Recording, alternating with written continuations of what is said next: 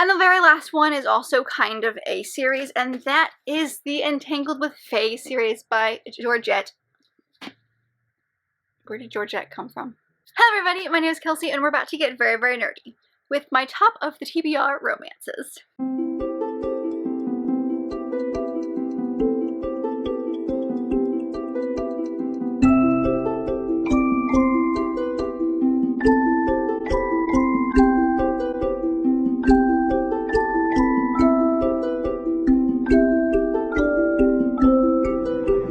So even though the month of love is almost over, I love romances. I'm sure you guys know if you've been on the channel for any amount of time.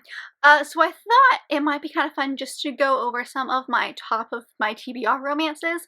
So there's well over 15 books here. I was going for 15, but it spiraled.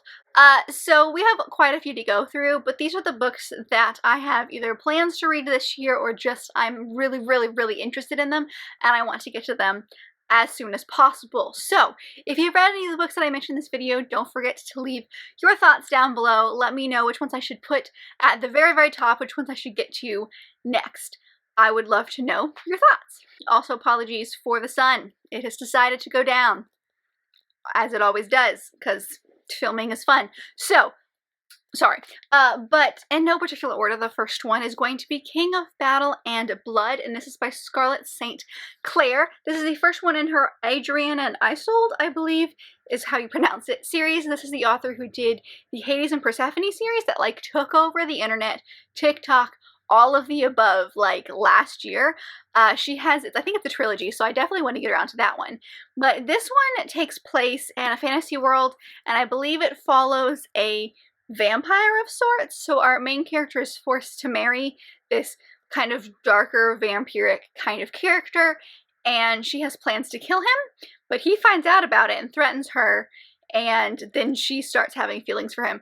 I've heard that her romance is ridiculously smutty, which I love. So let me know if you've read this. I had this on my TBR for January, but I never actually got around to it. But I would absolutely love to get to this as soon as possible. So if you've read anything by this author, please let me know if it's worth it, because all of her stuff sounds really interesting to me. And even though I'm not a huge fan of vampires, I'd give it a shot for the smut. I'm not gonna lie. The next one I'm definitely getting to sometime this year, and that is One Last Stop by Casey McQuiston. This is their newest book that came out last year. This is I think it's a new adult, I believe, rom-com that takes place in New York City, but it has some sort of fun twist to it. So this follows our main character, August, who basically has given up, I think, on just the idea of love. And they go on a train one day, like the normal New York City train, run into this person named Jane, and literally fall in love with Jane. But Jane seems to be stuck in time, specifically in the 70s, and it turns out to just not be a vibe. It's like she's actually stuck on this train, and she's from the 70s. So I am beyond excited to see what this all means. I'd love to get to this one before the author's newest book that comes out this year. It's their first step into YA, so I'd love to get to this one. Plus I pre-ordered this one last year and just haven't gotten around to it, and I've heard great things. So I want to get to this one so badly. Also matches my outfit. Look at that. The next one is one that I literally stumbled across and just, it's taken over my life, and that is Love, Comment, Subscribe, and this one is by Kathy Yardley. So this follows two YouTube content creators who form an alliance. They used to know each other in high school. One of them is a beauty guru who's just trying to make it big, to finally get those endorsements, to finally be able to do this full time. And so she asks, I think she teams up with her friend who is a gamer who's looking for just something new. I think their like agent or something is telling them to like do something a little bit different. And so they team up and do some stuff online, and I think it works well for them, but also they form a romance of sorts, and I love the idea of them being content creators. That just sounds like so much fun. So definitely excited about this one. The next one is just a general series, and that is the Mallory Series by Joanna Lindsay. Wow, okay. I've read the second one, which is Tender Rebel, and I'd love to get through these five, at least sometime this year. So like I said, I read the second one, so I need to dive into the first one and just kind of start from the beginning. But they're historical romances that are set kind of in that Regency England time period. Some of them take place in England. Some of them actually take place on like ships, because part of it takes place in America. So some of them are a little piratey. But yeah, I love this series. The 1.5, well, 2 that I've read in this series, and I love Joanna Lindsay's writing, so I want to dive into more of this world. So they are definitely top of my TBR. I really, really want to get to them. It's like an 18-book series. Like, it's ridiculous, and I have all but one. So I feel like I need to actually start reading them now that I've kind of collected them. So just this general series is on this list.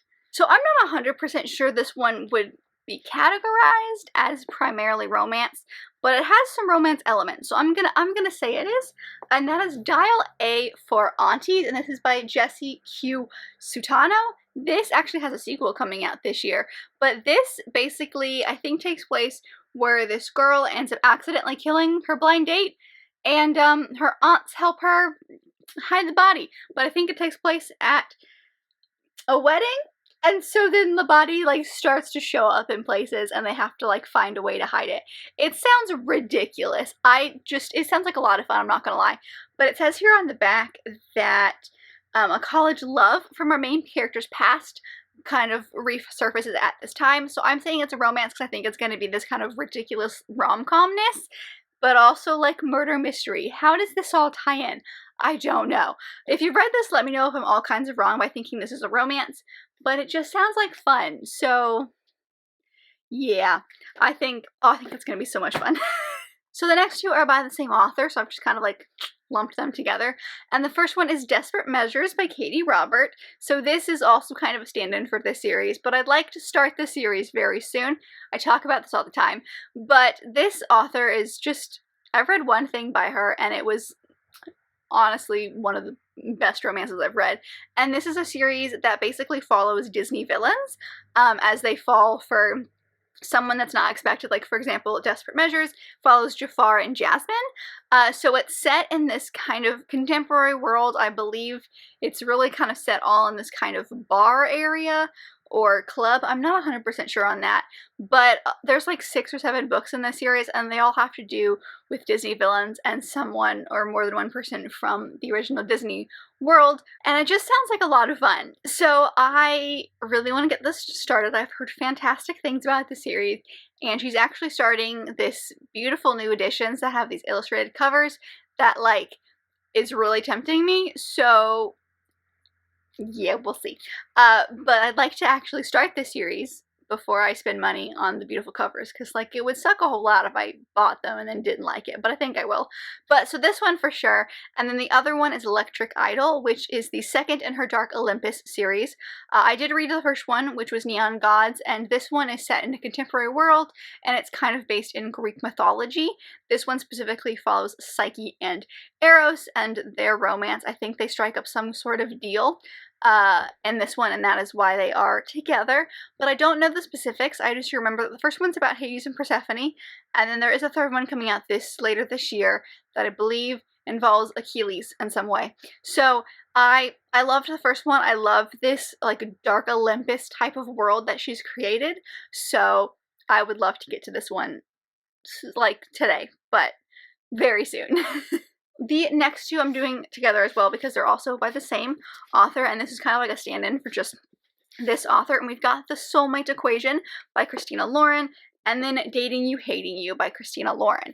So Dating You, Hating You was kind of like an office romance where you've got these 2 people who I believe end up, like they're at odds, and they work at 2 separate agencies that merge, and they're trying to get the same position, and I believe there's a lot of sexual tension due to that. This reminds me a lot of The Hating Game by Sally Thorne, which I really enjoyed, so I'm very excited to dive into that one. And then we've got their most recent book, which is The Soulmate Equation. I got the paperback, which came out this month. I'm very excited about it. It basically takes place kind of with this guy who owns a company that is kind of like a dating app of sorts, but it uses statistics to show the perfect person for you. I believe the app is called The Soulmate Equation, and it follows single mom Jessica, and she ends up matching with the owner of this company, the guy who created this thing, and they turn it into this big media blitz kind of thing, and then I believe they do actually end up falling for each other. So I have been holding off on reading this one, but I'm very excited to finally have my hands on it, and I love them so much, and this just sounds really interesting. So I love Christina Lauren, so these two are definitely top of my TBR because they're fantastic. Alright, the next one I think is one of the few fantasy romances that I have on this list, and that is From Blood and Ash by Jennifer L. Armentrout. This is the beautiful Fairyloot edition.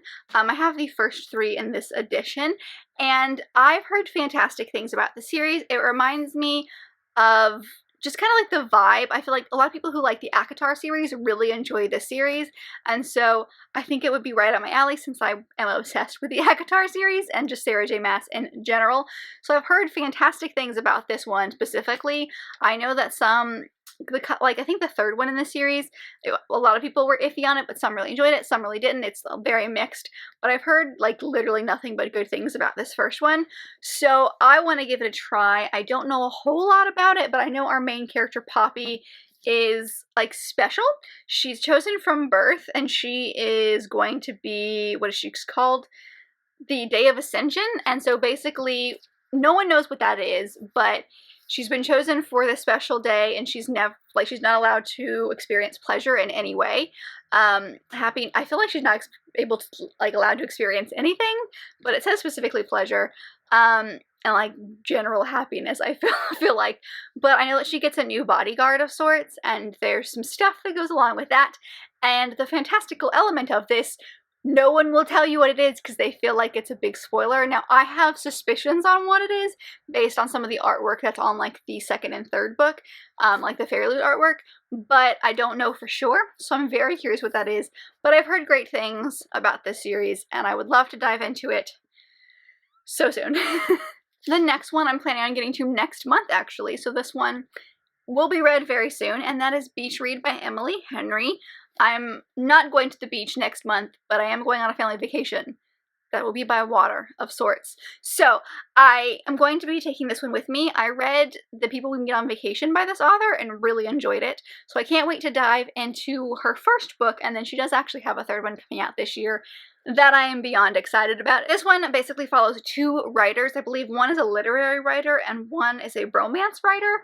And they both have writer's block, so they go to this beach and they end up having neighboring beach houses run into each other. They've known each other in the past and basically like switch genres. So the romance writer is writing literary fiction and the literary fiction writer is writing romance, just to see if that'll like jog their writer's block. And then I do know that I think they fall for each other, but I also have heard that this is heavily talks about grief as well. So there's a lot of more to it than just the romance. But I loved Emily Henry's book that I read, so I cannot wait to dive into this one.